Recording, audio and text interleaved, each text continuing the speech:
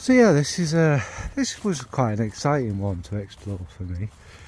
As you can see, obviously it's Amouage. It's part of that endless Amouage videos things I've done, and it will actually bump it up to me of trying nearly all of them. The next one that will come will be the Opus collection, and then I'll eventually find the ones that I'm missing, most of them, and I'll zip that up. Now I saw this sample set on eBay.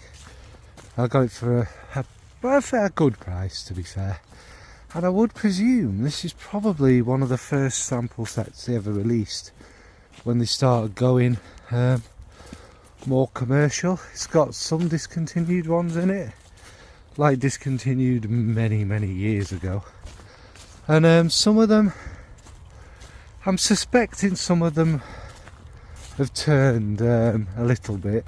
I mean, they will be over 20-year-old, so that's not really a surprise, is it? And some of them have got a kind of licoriciness that I've noticed in another fragrance I have, that term, which I like. Doesn't ruin the fragrances for me, but obviously it makes them not as they should have been or once were. So I've tried to ignore that as I started to go through the thing. I did mention it a couple of times on some of them, but then you kind of get used to it. Not all of them had turned actually, which is impressive. But yeah, that's it. I don't know why I'm waffling on about this. We know what samples are, we know what happens to them, etc. So we'll get started. So first up on the list is Arcus. Now I imagine this one was discontinued many millennia ago. But first, what did I really get from it? Well, it opens up with a beautiful fresh lime and some bitter green in there. Now again, this may be part of it because it's turned, or maybe the bitter green is there. As it develops, the lavender grows through it with a fresh floral. Couldn't really pick anything particular what it is. It's just, it's got that fresh floral feel. I think the fig gives it a strong greenness which keeps growing and growing, and the fig is actually very pleasant in it. As it develops, there's very much a kind of strong fenugreek kind of vibe to me. I do think that's there, and it's interesting anyway. It could be the teak wood maybe, because it's not listed, no. But anyway, I've no idea. The lavender does lift it a little, and there's an almost licoricey feel. Now again, like I've explained in the intro, I think we know what that might be. The sweetness of the lime, the citrus does linger over the top, balancing it nicely. And after an hour or so, there's a kind of 2000s, Acqua di Gio, something like that. Kind of aquatic aromatic feel about it. Still with that strong bitter green in the base. And it dries down a little more woody, and the aromatic greenness lingers through it. Now, what did I think of this? I liked it actually. It does take you back to them days when it would have been released. It's got enough about it to be an Amouage. These are kind of things you notice about Amouage. When they do something that's familiar, they put their own thing in it. And even back then, it's got a lot of complexity to it for such a fresh, well, really easygoing kind of fragrance. It's nice. Yeah, I don't have any more to say. I can see why probably this one was discontinued, because it's of its age. But people still wear stuff like that nowadays, don't we? So yeah, that's Arcus.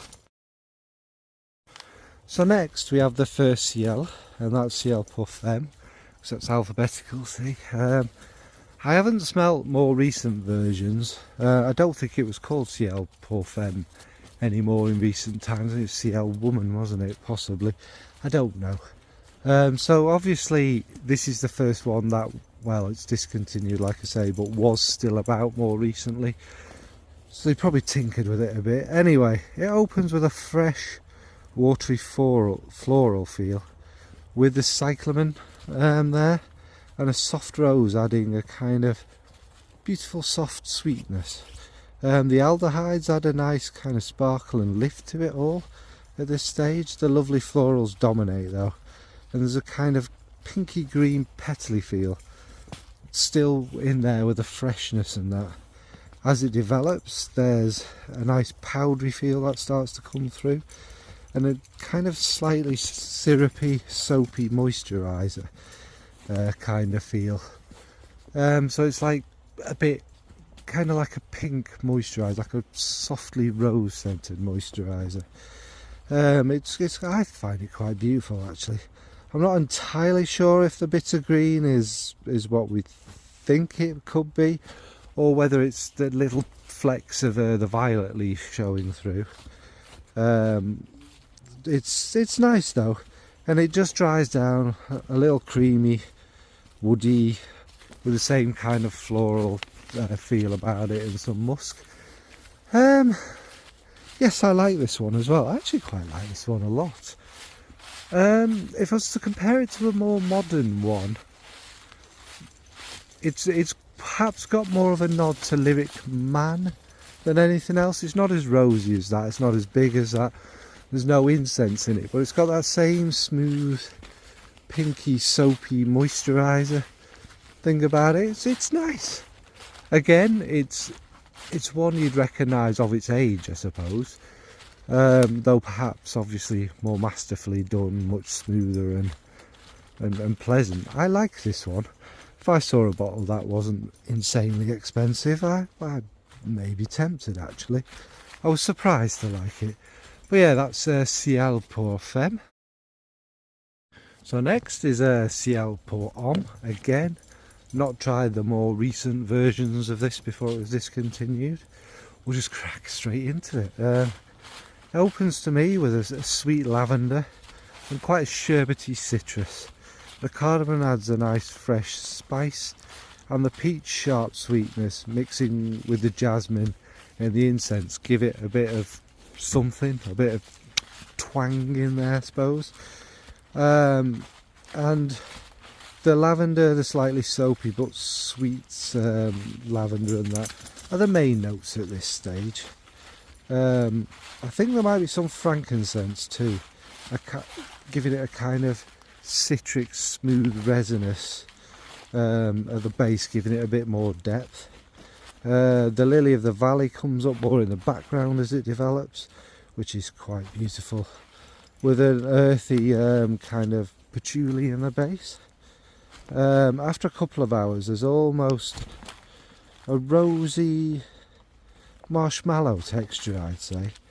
Might be the orange blossom, or there's some orange blossom in there. The vetiver pushes through much more, with the flowers and lavender still lingering, and the far dry down is warmly resinous with a kind of dark, charred, rubbery patchouli with a touch of sweetness. But by that I don't mean it's awful, or you know, it just has that kind of rubbery texture to the smell. This one again was another surprise. I don't like lavendery stuff, I don't particularly like citrusy aromatic ones, but this again, this is even early Amouage. This has got a lot about it. Again, the lovely kind of floral aspect to it is really beautiful. It doesn't get to more something traditional till the dry down, but again that weird patchouli thing going on. But the balance of sweetness and florals with the kind of more aromatic things, it's really quite lovely. I imagine, I don't know, that this was probably very popular in its day. It's I don't need to get into this, but why they gendered them is beyond me. Both of these could be worn by either person comfortably, I think. Even with traditional leaning to the as an influencer would say. Ignore this leading. What that means is I'm insecure, because this fragrance tells me it's for a woman or a man, so I can't possibly say I'm really secure wearing it if marketing's told me it's not. Anyway, that's enough. That's Ciel, Pour Homme. Next up are the two Dias, both legends really, aren't they? Now we're going to start obviously with Dior Dia, Pour Femme, which again, is it called Dior Dia Woman nowadays? Maybe, I don't know. Anyway, let's get into it. It opens with the lovely bubbling aldehydes. They're really kind of fizzy and massive at this stage. It's fresh and it's airy, and that kind of mixes with a little touch of the old incense there. It's a lot bigger than the modern version. It's quite a huge fragrance. The heliotrope also nicely surrounds it all with the sweetness of the florals. Not particularly standing out, but they just add, you know, that kind of floral sweetness in there. I also get more noticeable fresher green fig blended in there, which don't really get in the more modern one. It's all about the lovely aldehydes that start to become more soapy as it develops, and that dominates. There's a pinkness of the pink flowers in there, you know, the rose and what have you, and they start to grow nicely too. The aldehydes are absolutely ginormous, even we're talking an hour in and stuff, and are much more prominent and much soapier and waxier than the original, with the rose being more noticeable there too. And it dries down a little woody, with more of the tarragon kind of being noticeable and it being a bit more musky. Now, this, I don't know, maybe they probably did bring out an extrait version. Oh, they have now. The extrait version, no, it's not like the new extrait version. This is alive. It's much bigger, it's less smooth than the modern day version. And it's much more of its time. I mean, this is very 80s, 90s, which the new one is, but the new one like is more polished and rounded off for the kind of a modern nose. This is, if you don't like aldehydes, you probably struggle a little with this one. It's an aldehyde monster. It's even for me, I was taken quite aback, and I like aldehydes, but it's just so big and so bold, I guess. Whereas the like I say, the modern one's like, you know, a memory of an auntie giving you a hug kind of thing. This one is the auntie in the 80s, you know, when she was out giving it some and that kind of thing. So yeah, I like this one. It's still Dia, but it's different enough to be noticeable as well. So that's Dia Pour Femme. So next is obviously Dia Pour Homme. This one I've smelt the more modern version of, but I'm not as familiar as I am with the Pour Femme. It was okay, as I remember. That's in one of my videos actually. But anyway, this one opens up with a gorgeous rich dark plum and cardamom, again with a touch of incense. The gorgeous rosewood and leather sit very nicely under it. The bitter orange is here, but in the more modern version it seems to dominate more for me. But here it's not quite as noticeable. The plum gets a little boozier on me, with the leather growing with the incense underneath it. The bitter orange does grow a little too, but it's not particularly, again, as dominant. And it dries down nicely leathery and woody still, with the plum sweetness and a nice muskiness, and even a powdery feel. Again, I don't really smell the peony in it, but it must be what gives it that kind of powdery aspect. Now again, lovely. This is lovely stuff. It's kind of a woody floral, I'd say, and it's very well done. Again, the more modern version to me was a lot, well, not fresher, the kind of bitter notes stood out more, that oranginess. Whereas this one to me is more all about the darker plum and them kind of darker notes in there. It's exquisitely done. It's really enjoyable. And yeah, again, different enough to the more modern version that you'd definitely notice. So that's a Dear Pour Homme. So next is one I'd literally heard nothing about in my entire life. And it's called Eau de Amouage. Again, you can tell this is clearly one of their first there. So what was it like? Well, it opens with a lovely kind of fruity, syrupy feel. Mainly at this stage for me, the papaya with a touch of mango. And under all of that is a kind of gorgeous, chewy ylang ylang. There's a little bit of a kind of aromatic blue feel. But it is mainly about the fruit.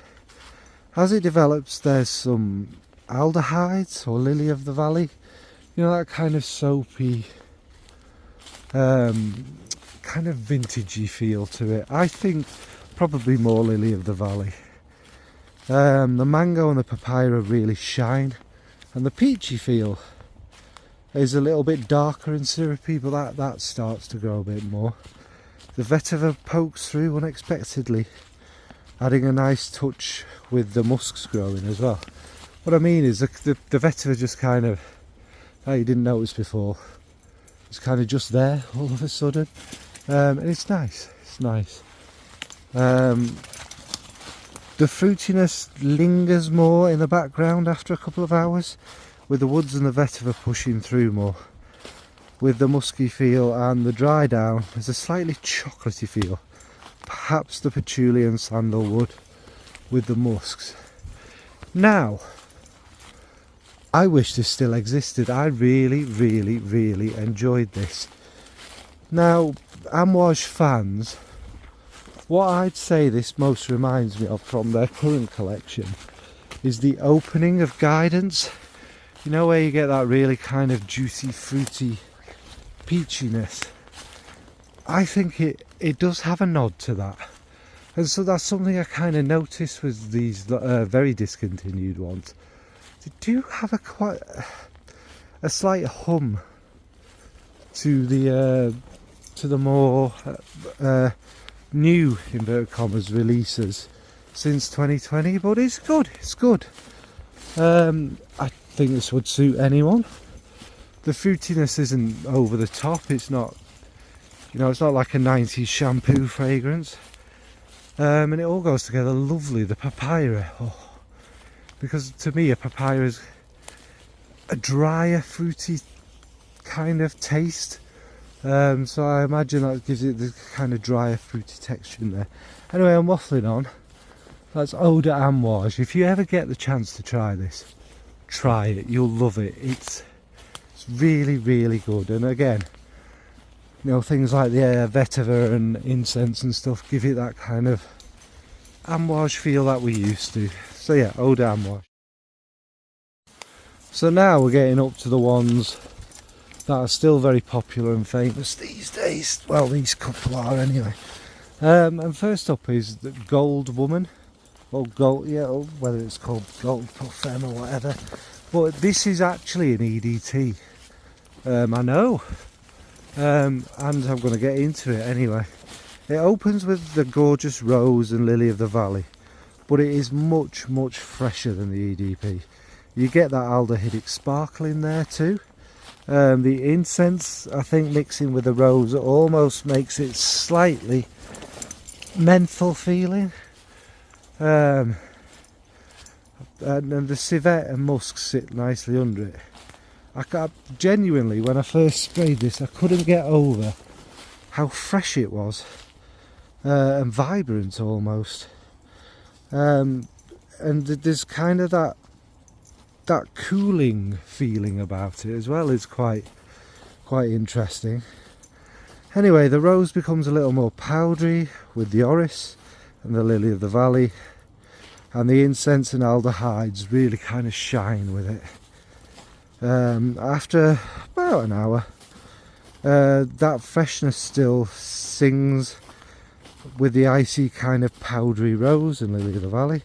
The civet adds a nice warmth in the base, and that kind of more vintage feel as it grows a bit more. It very much takes you back to them days, I think. And it dries down much the same as the kind of more modern version, with brighter, more rosy civets and the beautiful musks. So, as we know, I'm a massive fan of the Gold Woman. I think it's beautiful. It's one of their best. I do hope they never discontinue it. I would really like them to bring back this EDT version. I know people seem to sneer at EDTs or say they're not as good or blah blah blah, but the freshness in this, the coolness, it's honestly, you can see the kind of powdered icy ground here. It's like a field of roses with ice on them, and that kind of it just works. And that menthol feel, breathing the kind of freshness to it. If you know the more modern version, it's not overly thick, but it does have a kind of density to it. It's kind of a smooth what have you, whereas this just has so much life in it. It's like breathing it in outside. Yeah, Amouage, bring this back. It is beautiful. So that's Gold Woman, the EDT. Next is one of, well, the modern version is one of my favourites from the brand, and I own a bottle. What I would also add to this is the bottle I own is not what I bought. This is the one in the big square box, but what was advertised is the one in the little rectangular box. Never mind. And that, the kind of more modern version, yeah, they've cleaned it up a bit. It is different, and I suppose more palatable to a modern taste. But anyway, what was the original like, the EDT? So it opens beautifully sweet and bright with the lily of the valley and the aldehydes. I think some of the sweetness could be from the myrrh, possibly. I'm not sure where else it would be coming from. It literally sparkles. And there's even a hint of something minty green, which could be the patchouli, I don't know. It has a kind of smoother, brighter, more effervescent feel than the newer versions. I think that the rose is pink, but gives a little sharpness, and I'm sure that's from the rose, which is more noticeable than the original. And like the woman version, the civet adds a balance to it all.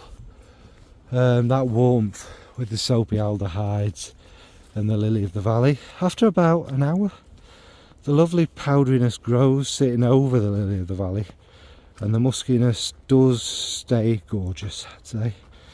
It's quite fresh and lovely. I'd say actually not the same, but it's more similar to the woman's version at this stage, the more modern woman's version. Still vibrant from the high aldehydes and maybe a touch of incense. The far dry down becomes a little more gold smelling, and the civet comes through a bit more. Don't worry, it's not too awful. And there's a kind of, I think, an indolic sweeter floral in there, perhaps some ylang ylang or jasmine in the far dry down. Again, like the previous one, masterpiece. And I hope they bring an EDT version of this back. Even though I complained about my very modern version, still stunning. But this one again, it's not because it's an EDT, because you can make an EDP bright and what have you, can't you? But it's so alive. The aldehydes sparkle. The florals are really vivid and just stunning. And yes, it's obvious what both of these kind of have a bit of Chanel No. 5 about them. This is just so good. They're a little bit sweeter. The civet again in the dry down is a little bit more noticeable. Yes, it's very 80s. Who cares? It is absolutely utterly stunning. So if you like the EDP, again, if you can ever try this, try it. It's just the EDP but alive. It's EDP in nature. It's unleashed. It's fresh. It's happy. It's stunning. That's Goldman EDP, EDT even. And finally, the more modern version of this was recently, well, was discontinued over the last few years. But this is Silver Man. Now it's not called Silver Man originally, it's called Silver Man Cologne. So it's likely to be different to the Silver Man that was there before, slightly. Anyway, we'll get into it. It opens with a lovely smoky sparkling citrus, which is quite lovely. The gorgeous plum comes through with the florals and a nice muskiness from the brightness from the frankincense. As it develops, the florals push through more, the gorgeous jasmine and the slightly powdery rose. Maybe some of the powderiness comes from the heliotrope too. It's possible. The vetiver and musk shine nicely to the base. With the fruity feel, probably the orange blossom and plum really kind of linger through. And it dries down to quite similar to all of that, but more vetiver and woods with the lovely musks and sweetness in there. Well, this one, very, very nice again. Again, it's not out there, it's not crazy. And again, I do wonder why it was discontinued. I suppose it's not the most exciting. It's got elements of Reflection Man and what's it called? I just bought a bottle, I can't remember. It's got elements of other things. I'll probably flash that up on the screen. And it's a really nice one. But I'll tell you what the opening reminds me of. Search. Is it Search was the citrusy one? You know, that kind of smoky, dark citrus. God, I wish that lasted. Which they've made happen in Search, haven't they? It's really, really good. But again, this is what I mean about getting rid of fragrances and taking elements of them in the more modern ones. There's nothing wrong with that. I mean, obviously, I don't know, maybe the opening of Silver Man was really popular and what people loved, so they brought that back. But yeah, I like this one. Wasn't a love, but that kind of, like I say, that smoky dark citrus was a love. So yeah, Silver Man Cologne. So yeah, hopefully I kept this one briefer than most of the others. Obviously I've sampled them a few times, but would by no means be an expert in them. My favourites were probably quite obvious. The Eau de Amouage, the Gold Man and Gold Woman EDTs.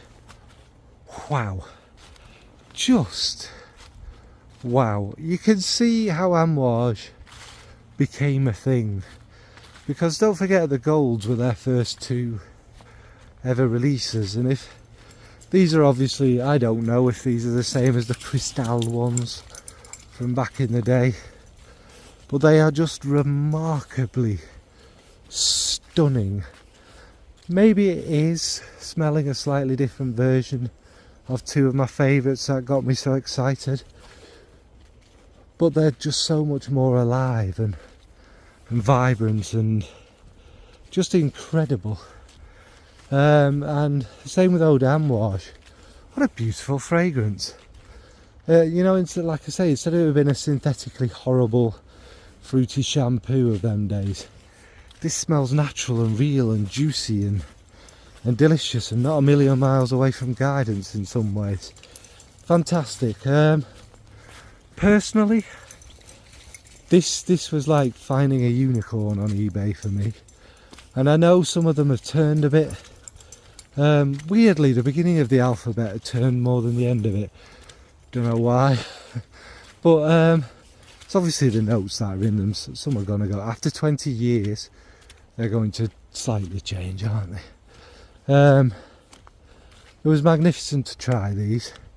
And as I'm kind of winding up all the Amouage videos, it was really exciting to try, you know, pre-chong even, the beginnings, the sproutings of Amouage, which was my favourite brand. I suppose maybe it still is, but yeah.